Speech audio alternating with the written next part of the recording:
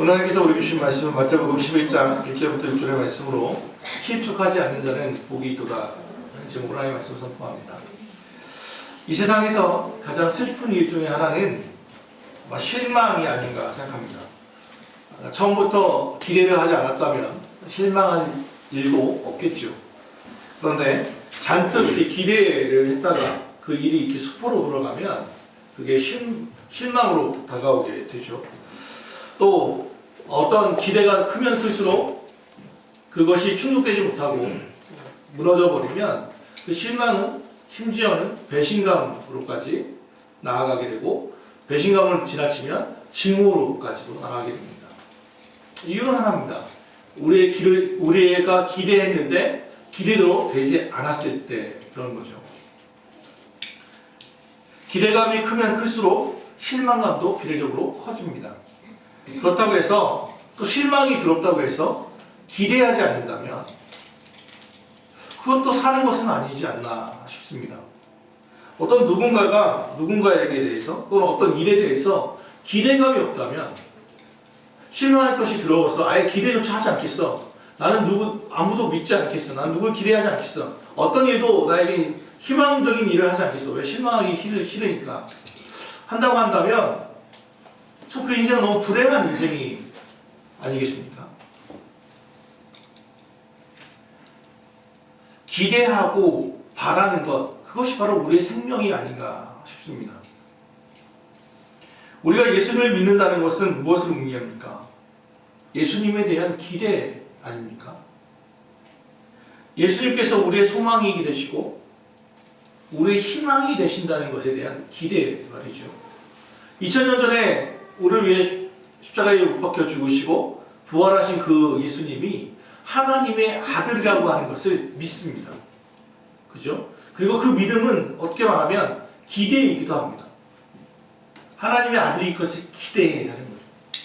그 하나님이 우리에게 가장 좋은 것을 주실 것을 믿고 기대합니다.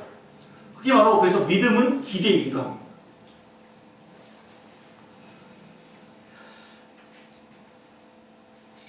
어떤 저희 선배 목회자들의 그 설교를 보다가 한 목사님이 이렇게 해놓은 걸 봤어요. 그 중에 이렇게 써놓으셨더라고요. 그 교인들을 네 부류로 이렇게 구분해 놨어요. 그래서 이 사람들이 교회에 나오는 이유 추측하면서, 첫째는 교회 나가면 나쁜 건 없으니까 설마 도둑질하러 가겠어. 되게 좋은 말씀 하시겠지 하면서 이렇게 해로울 건 없으니까 보내시는 분들. 그걸 상식교인 이렇게 분류했더라고요. 상식교인. 해로울 것이 없으니 교회에 나간다 하는 사람들. 또 어떤 사람은, 특별히 제 친구 같은 경우인데, 외국에 있는 친구들은 보니까 얘는 절대로 교회를 나갈 애가 아닌데 교회를 나갔더라고요. 물론 한국에 들어와서는 안 나가요. 이유가 뭐냐면 캐나다에 가 있었는데 교회 다니면 되게 좋대요. 교회 딱 처음 캐나다에 도착하자마자 인근에 있는, 근처에 있는 교회를 딱 했더니 교회에서 픽업 오고요. 집에다 데려다주고, 그 다음에 일주일에 한 번씩 한국식 음식도 먹을 수 있고요. 자동차 사려고 하는데 가장 싸고 괜찮은데 어디서 싸는지 알려주기도 하고, 집 렌트도 해주고요. 여러 가지 유니크한 것들이 많더래요. 그리고 한국 소식도 들을 수 있고, 그러니까 어떤 지역의 커뮤니티처럼 들어가는 사람들. 그러니까 이런 사람을 이 목사님은 그러니까 장신구 교인이라고 표현했더라고요. 왜냐하면 뗐다 붙이셨다 하는 거죠. 우리가 항상 그 똑같은 귀걸이를 쓰진 않잖아요. 필요에 따라서 떴다가, 그러니까 이 친구는 필요에 따라서 캐나다에 있을 때 썼다가 한국에 오는 필요가 없으니까 떼는 거죠. 나갈 일이 없는 거예요. 이것을 액세서리 교인이라고 표현해놨어요. 또 어떤 사람들은 주일학교부터 쭉 나온 사람들, 모태신앙이죠. 주일이 되면 습관적으로 나온 사람들을 습관교인이라고 표현해놨어요. 그리고 마지막으로 어떤 사람들은 교회에 교양을 얻기 위해서 자기 지식으로 목사님의 설교를 듣고 비판하는 사람들, 자기 상식적으로 살아가는 사람들, 어떤 현학적인 학문과 같이 들으려고 하는 사람들을 이야기하더라고요. 이런 사람들을 교양지 교인이라고 표현해 놨어요. 이런 사람들은 애당초 기대감이 별로 없죠. 교회에 나올 때 자기가 기대한 것이 다 달라요. 그래서 별로 교회가 어떤 큰 분란이 일어나거나 분열이 일어나도 큰 실망감이 없대요. 왜냐면 기대한 바가 없기 때문에. 자기가 기대한 것에 대해서 실망할 게 없죠. 기대한 게 없기 때문에. 그래서 때로는 그런 생각을 해요. 교회가 또 분열이 일어나고 싸움이 일어나는 것을 보면 오히려 자기의 기대감이 무너졌을 때 그런 일이 벌어지지 않나 하는 생각이 드는 거죠. 물론 그것은 각자의 신념과 신념이 부딪혀서 분란이 일어나는 거죠. 그러니까 신앙 우리는 신념으로 살아가는 게 아니라 신앙으로 살아가야 하는데 신앙이 안 되면 믿음이 없어지면 하나님의 말씀이 사라지면 신념으로 살아요. 우리는 자기가 믿는 게 자기 생각을 믿는 거예요. 신념으로 살아면 반드시 무너지게 돼 있어요. 자기 신념으로 살아가죠. 신앙이 아니라. 신념과 신념은 부딪히면 싸움이 밖에 날 수 없어요. 말씀이 심판자가 되지 않으니까요. 아무튼 오늘 본문을 보면 잔뜩 실망한 사람이 나타납니다. 세례 요한이에요. 이 사람은 오늘 엄청난 실망 가운데 있어요. 아시는 것처럼 세례 요한은 예수님의 사촌이기도 하고요. 광야에 외치는 자의 소리였습니다. 그는 출생부터 남달랐던 사람이죠. 세례 요한이라고 하는 이름, 영어로 하면 잔이죠, 잔. 존이라고 하는 이름을 하나님께서 주셨고, 그는 그 사명이 바로 예수님이 오시는 것을 예비하는 사람이었어요. 광야에 외치는 자의 소리라는 말을 들었던 사람이에요. 그는 광야에 살았습니다. 온몸에 털은 가득했고 가죽 옷을 입고 있었고 꿀과 메뚜기를 먹으며 광야에서 그냥 살았던 사람이에요. 그러다 때가 됐을 때 예수님 오기 전 회개하라 천국이 가까웠느니라고 하는 말씀을 외치면서 이스라엘에 갑자기 나타난 사람이에요. 그리고 이 사람의 이 외침이 큰 반항을 일으켜서 이스라엘 사람들이 세례 요한에 와서 회개의 세례를 받기로 했습니다. 존경받는 사람이 되었어요. 그런데 이 세례 요한의 또 특징 하나는 정의로운 사람이고 불의를 보면 못 참는 마치 황소 같은 사람이에요. 피 끓는 혈기를 가지고 있었던 사람이죠. 근데 이 당시에 헤롯이라고 하는 왕이 자기의 동생 빌립이라고 하는 이를 노마로 보내요. 이유가 있어요. 빌립의 아내가 아름다웠거든요. 자기 동생 제수씨를 취하고자 자기의 동생인 빌립을 노마로 보내놓고 그 사이에 제수씨를 자기 아내로 맞이해버립니다. 이건 누가 봐도 추악한 짓이었어요. 왕이 자기의 권력으로 자기 동생의 아내를 얻었으니까. 그런데 사람들이 말을 못하는 거예요. 왜? 말하면 죽으니까요. 자기 목숨이 날아가니까 아무도 말을 못하는 거예요. 그러니까 세례 요한이 가만히 있지 않죠. 헤롯에게 나타나서 이야기합니다. 동생의 아내를 빼앗는 죄는 용납되지 않습니다. 하나님이 가만 놔두지 않을 것입니다. 회개하십시오. 그런데 결과가 아마 헤롯 왕이 회개할 줄 알았는데 그게 아니고 세례 요한을 감옥에 가둬버리죠. 그 당시 기록을 보면 지하 아주 벽돌로 되어 있는 한 몸 눕기도 어려운 좁은 곳이 습한 곳이었다고 이야기합니다. 세례 요한은 그곳에 갇혀 있는 거예요. 혼자 독방에 갇혀 있는 거예요. 광야에서 뛰어올라왔던 세례 요한에게 그 조그만 독방 어두컴컴한 지하실 습기 찬 곳에 갇혀 있게 된 거죠. 세례 요한은. 그리고 그 전에 어떤 사건이 있었냐면 예수님 당신의 사촌 동생인 그 예수를 요단강에서 세례 줄 때 놀라운 일을 체험해요. 세례를 주는데 성령이 비둘기같이 나타나서는 하늘에서 소리가 나타나는 거예요. 이는 내 사랑하는 아들이라. 이런 표현을 들어요. 하나님의 음성을 들어요. 그것도 조용한 소리가 아니라 천둥 같은 소리를 들었다라고 새 복음서는 다 이야기합니다. 이는 내 사랑하는 아들이라. 그러니까 세례 요한은 예수님이 메시아인 것을 확인했어요. 그가 세례를 직접 어떤 환상이 아니라 몸으로 만졌고 눈으로 성령 하나님을 보았어요. 귀로 하나님의 음성을 들었어요. 그런데 그 세례 요한이 지금 어디에 갇혀 있어요? 감옥에 갇혀 있는 거예요. 이유는 뇌물, 수수, 비리, 부패 아니에요. 정의로운 일을 했어요. 하나님의 뜻에 맞는 일을 했어요. 하나님을 만났던 그 감동을 가지고, 메시아를 만난 그 감동을 가지고 정의를 외쳤는데, 그는 지금 어디에 갇혀 있냐면 감옥에 갇혀 있는 거예요. 시간이 점점 지날수록 세례 요한의 마음에 실망감이 찾아오기 시작했어요. 왜 예수님은 나에게 방문하지 않는가? 내가 갇혔다는 것을 온 이스라엘이 다 알고 있는데 왜 그분은 나에게 오지 않는가? 왜 그분은 나에게 말이 없는가? 소식조차 전해주시지 않는가? 그분은 진짜 그리스도가 맞는가? 그분이 진짜 메시아일까? 내가 잘못 믿은 것은 아닐까? 견디다 못한 그가 오늘 2절의 말씀을 보면 2절 말씀, 2절과 3절 한번 읽어보죠. 시작.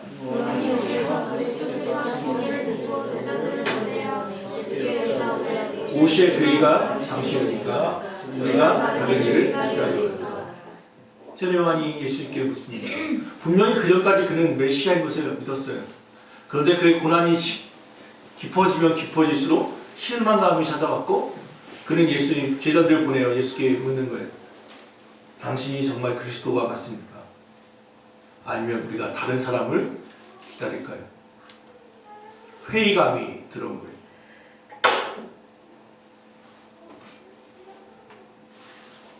물론 여기에는 두 가지 해석이 있어요. 첫째는 감옥에 세례 요한이 갇혔을 때 제자들이 하도 와가지고 왜 예수님은 메시아이시라고 하시는데 오질 않습니까? 계속 이런 얘기를 하니까 세례 요한이 대답하다가 지쳐서 차라리 니네들이 가서 예수님에게 만나봐라 했다는 설과, 앞서 말한 것처럼 이게 첫 번째 해석이고, 두 번째 해석은 세례 요한이 회의감이 들어서 확인하고자, 자기 믿음을 확인하고자 보냈다는 설이 있습니다. 그런데 분명한 건 오늘 6절의 말씀을 보면 예수님께서 하신 말씀이에요. 6절에 선아나 6절에 누구든지 나로 말미암아 실족하지 아니한 자는 복이 있도다. 오늘 설교 제목과 같죠? 실족하지 않은 자는 복이 있다는 말을 왜 그럼 하겠습니까? 이 말은 세례 요한이 어떤 상태라는 거예요? 실족한 상태라는 거예요. 실족이라는 말이 뭐예요? 우리 뉴스에 가끔 보면 실족이라는 단어가 나타나죠. 종교 용어가 아니라 등산을 하다가 등산가가 실족하여 벼랑길에 떨어졌습니다. 다쳤습니다. 사망했습니다. 라는 기사 가끔 뜨죠. 그게 실족이에요. 발을 헛디는 것. 그러니까 길을 잘 가다가 넘어지는 것. 그게 실족이거든요. 그러니까 세례 요한이 그 전까지는 잘 갔다는 거예요.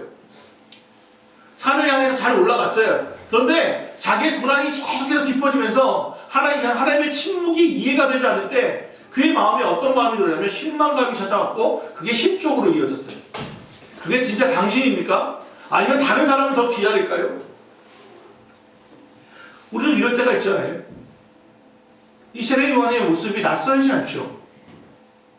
분명히 우리가 처음 예수님을 믿었을 때는 예수님이 하나님의 아들인 것을 믿었고, 예수는 이름 외에는 바랄 게 없습니다, 부러울 게 없습니다 하며 따랐어요.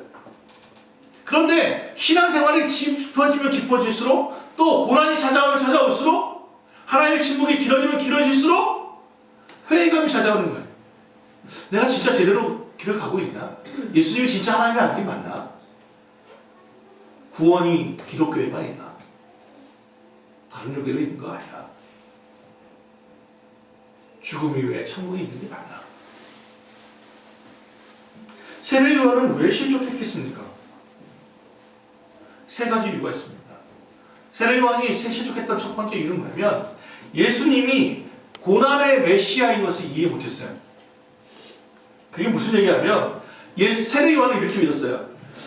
마치 그 당시 이스라엘 백성들이 믿었던 것 같은데, 메시아가 오면, 그리스도가 오면 노마의 속국이었던 이스라엘에 해방을 줄 줄 알았어요.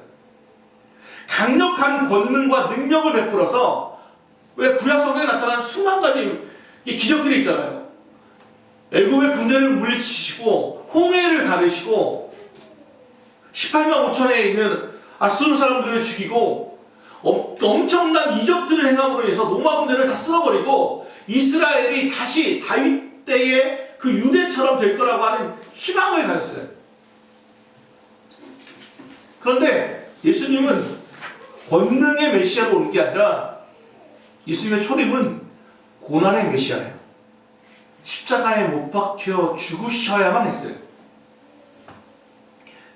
이것에 대해서 나타나는 게 누가복음 24장에도 나타나요. 예수님이 십자가에 못 박혀 죽자, 무기력하게 죽자, 예수님을 따랐던 제자 등 3년 반 동안 예수님을 따랐던 그 제자 2명이 실망해서 고향으로 돌아가요. 엠마오로 가는 길에 그들이 너무 실망해서 가는 거예요. 근데 예수님이 그들에게 나타나요. 부활하셔서. 그래서 하신 말씀이 뭐냐면, 그리스도가 이런 고난을 받고 자기의 영광에 들어가야 할 것이 아니냐라고 말씀하시는 장면이 나와요. 예수님이 그리스도가 되려면 우리는 무조건 정말 잘 살고 부강한 것을 바랐지만, 예수님에게 제 문제는 뭐냐면 죄예요. 인류가 닥친 가장 큰 문제는 못 먹고 못 입고의 문제가 아니라 죄의 문제였어요. 하나님과의 관계가 깨어져 버린 것이 가장 문제였어요. 이 문제를 해결할 수 있는 건 당신밖에 없어요. 당신이 속죄의 양처럼 십자가에 못 박혀 죽는 것밖에는 방법이 없어요. 고난의 메시아가 있어야만 영광의 메시아가 나타나는 거고, 죽음이 있어야 부활이 나타나는 거예요. 그런데 그 당시에 이스라엘 사람들은 절대로 이해할 수 없었어요.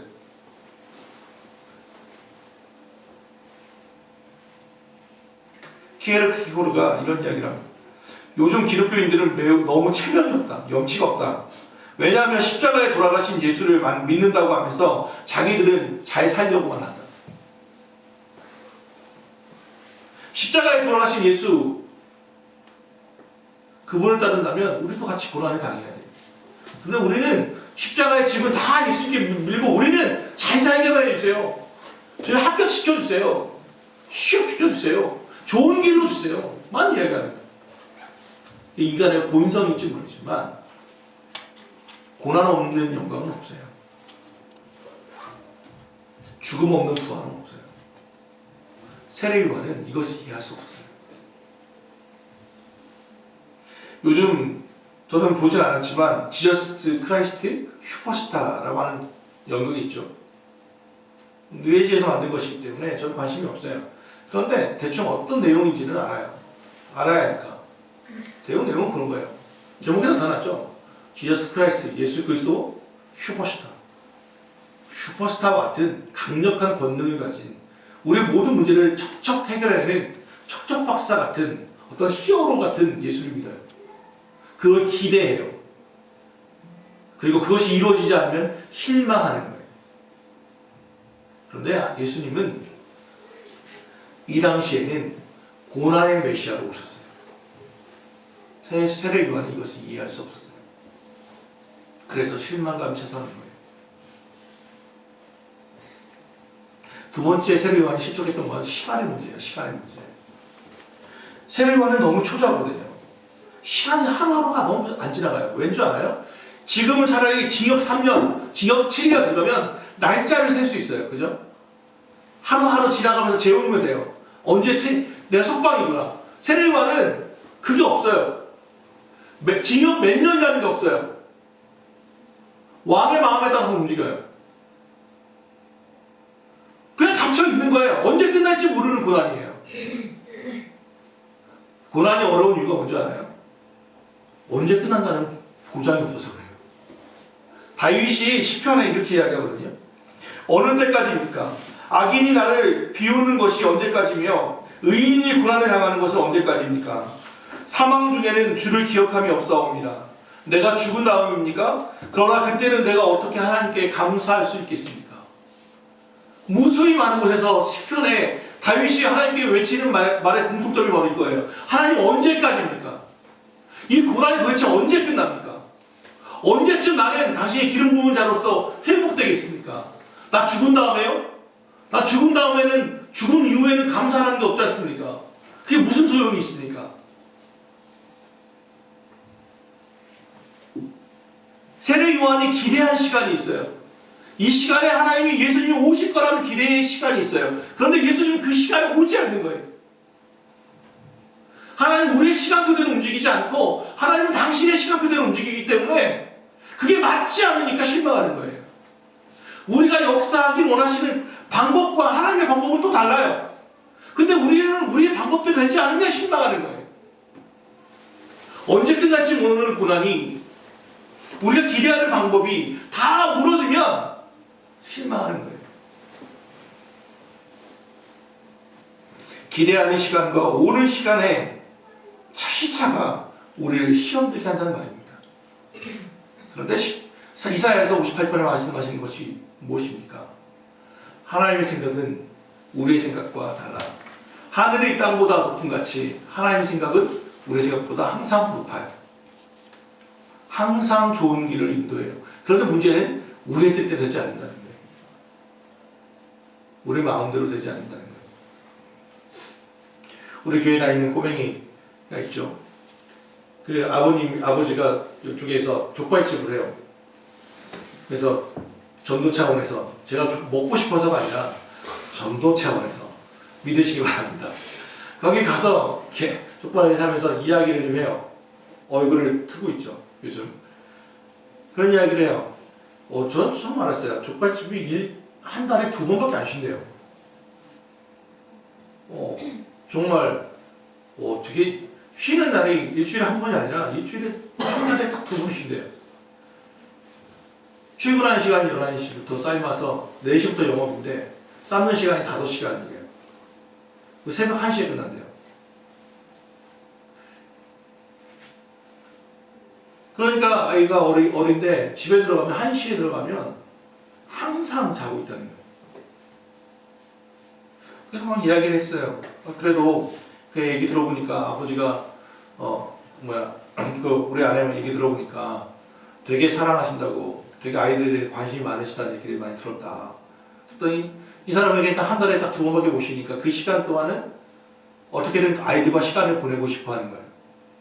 그런데 애들이 기대하는 시간에는 오지 못해요. 항상 아이들이 자고 있대요. 근데 안타까운 이야기를 들었어요. 애가 쉬하려고 일어났다가 아버지가 있으면 잠을 안 자려고 한대요. 아빠 붙여서 하려고 하는 거. 그 시간. 그냥 너무 안타깝잖아요. 그런데 아내로부터 또 그런 이야기를 들었어요.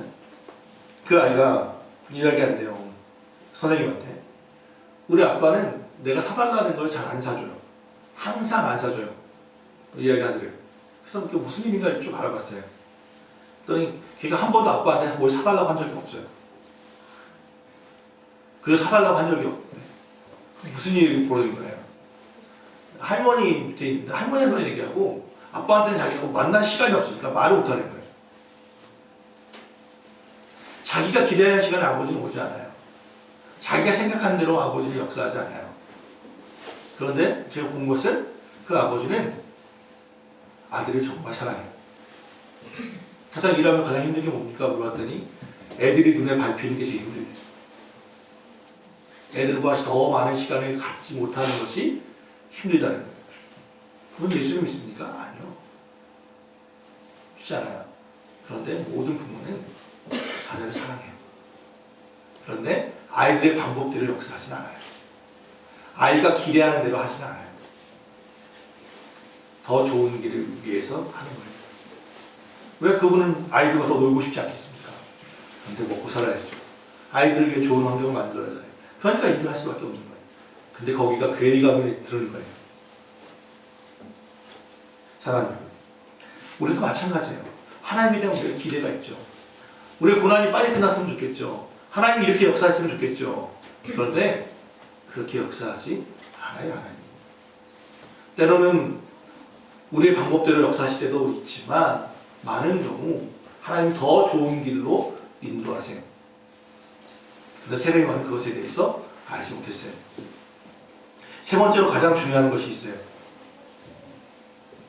가장 중요한 것은 세례요한의 사명이 달랐다는 거예요. 세례요한의 사명은 뭐냐면 하나님의 미랄이 썩어져 버려야 하는 그 미랄 사명이에요. 무슨 얘기인가 하면 감옥에서 고생하시는 세례요한에게는 하나님이 분명히 감옥이 열리는 것을 기대했을 거예요. 예수님이 감옥을 쪼개는 것을 기대했을 거예요. 그런데 그런 일이 나타나지 않아요. 복음서에 나타나지 않아요. 그런데 사도행전에는 이런 일이 나타나요. 사도행전 12장에 보면 베드로가 그는 기도도 안 했어. 기도도 안 했어. 맞고 그냥 자고 있어. 근데 갑자기 천사가 나타나가지고는 발로 차는 거예요. 야, 일어나, 일어나. 옥문 열어놨으니까 빨리 나가자. 왜냐하면 교회가 그를 위해서 기도하고 있었거든요. 감옥이 열렸어요. 베드로가 나타나요. 15장에 가면 사도 바울이 찬송을 불러요. 찬송을 불렀더니 어떤 일이 벌어졌죠? 지진이 일어나면서 감옥이 열려요.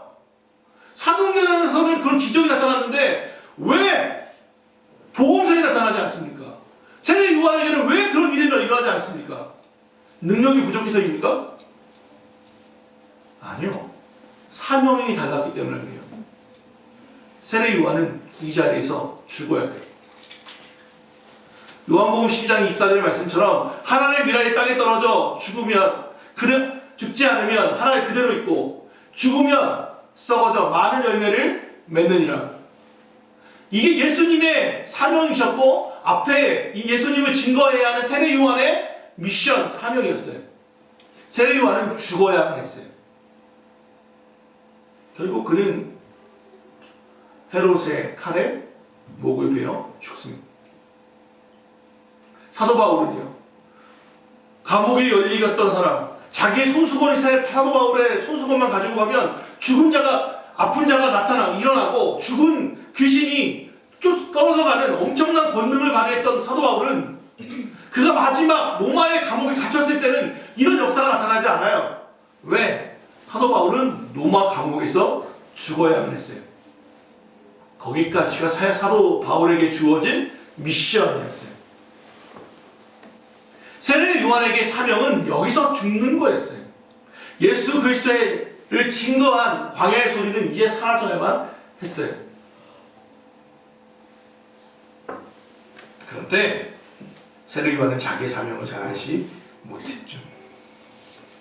사랑하는 여러분, 하나님도 우리에게 이렇게 물을 수 있어요. 너는 내 역사를 위해, 내 이름을 위해 썩어져야겠다. 죽어야겠다. 한다는 이 질문을 하신다면, 또는 이런 말씀하신다면 여러분은 아멘을 받을 수 있습니까?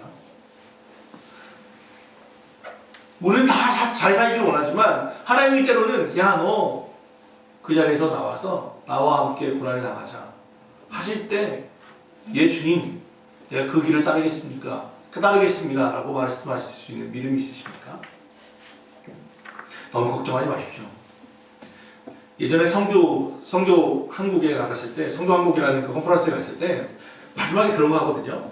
하나님이 선교사로 부르시면 어디든지 가겠습니다. 세계 어디라도 가겠습니다 라고 자원하시는 분은 그 자리에서 일어나십시오 하면 막 일어나요. 그런데 몇 명은 또 일어나지 않거든요. 이유가 있어요. 혹시 예수님 어디든 가겠다고 하지만 하나님이 북한으로 보내시거나 저 아프리카 막 깡총 이런 데 보내시면 주님 내가 어떻게 합니까? 그러니까 새로 선교사가 알고 있더라고. 여러분 혹시 이런 걱정 때문에 안 일어나시는 분이 계십니까? 그러면서 선교사님 이렇게 얘기했어요. 여러분 걱정하지 마십시오. 여러분도 여러분을 못 믿는데 하나님 여러분을 믿겠습니까? 그런 데는 하나님이 믿을 수 있는 사람만 보냅니다. 어렵고 힘든 곳엔 믿을 수 있는 사람만 보내니까 여러분 걱정하지 마십시오. 예수님을 위해서 죽어지는 이 미랄 사명은 모든 그리스도인에게 주어지지 않습니다. 죽을 수 있는 사람에게 보냅니다. 그 뒤에 읽진 않았지만 예수님이 계속 이 세례 요한의 이 질문을 받고 하신 말씀이 있어요. 너희가 왜 광야에 갔느냐? 부드러운 옷을 입은 사람을 보고자 했느냐? 부드러운 옷을 입은 사람, 옷 잘 입은 사람들은 왕국에 있다. 세례 요한은 그런 사람이 아니다. 그러면서 하신 말씀이, 그는 고난당할 문명이라고 말씀하시고 마지막 하신 말씀이 여자에게서 낳은 사람 중에 세례 요한보다 큰 이가 없다라고 하시며 세례 요한을 높이는 것을 알게 됩니다. 세례 요한은 그런 사람이었어요. 예수님도 인정할 만한 믿음이 있었어요.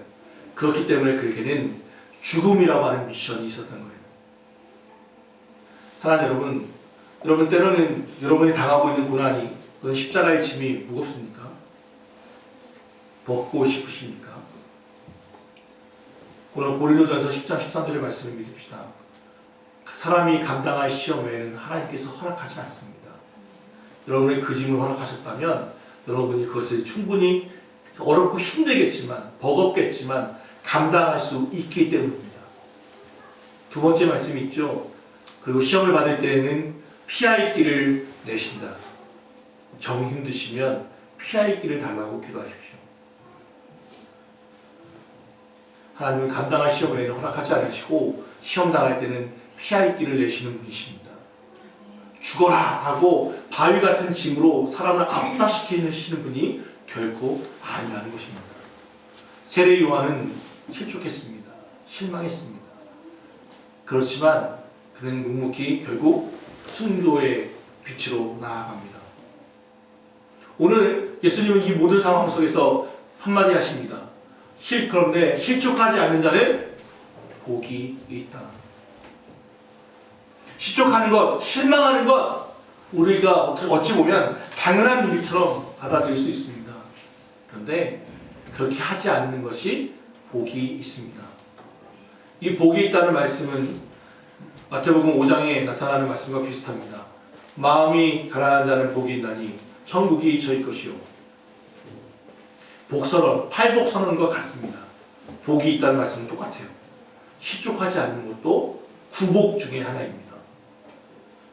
사랑하는 여러분, 믿음의 여정에서 하나님에 대한 실망이 있으십니까?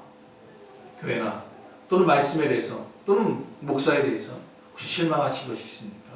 또는 교인들에 대해서 서로 실망하는 것이 있습니까? 여러분의 기대가 못 미칠 때가 있습니까? 여러분의 가정생활 중에서 하나님이 역사하실 것을 기대하지만 그것이 이루어지지 않아서 실망하시는 것이 있습니까? 여러분의 일터에서 하나님 앞에서 실망하신 것이 있습니까? 실망하지 않는 자가 복이 있습니다.